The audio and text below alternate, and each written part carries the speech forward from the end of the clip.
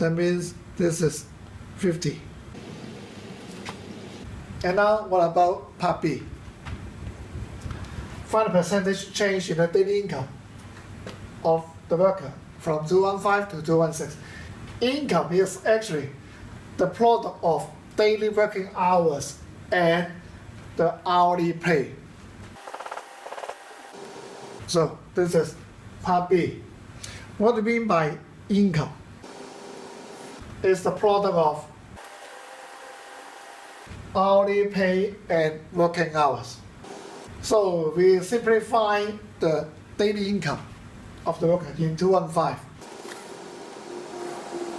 In 215 and in part A we have found that the hourly rate is $50 per hour and the worker work 8 hours per day.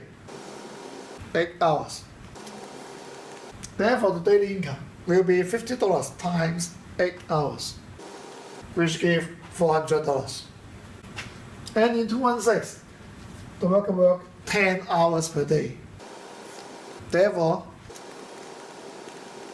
the daily income in 216 will be $55.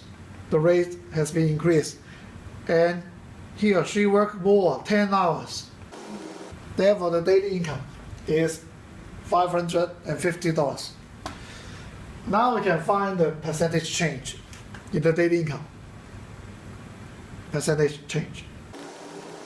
And this will be the new value minus the original value over divided by the original value times 100%. So this is 150 over 400 times 100%, and we cancel out the common factors. And we come up with the answer is 75 over 2. Oh, sorry. And we have 75 divided by 2, which is 73.5%. So this is a percentage increase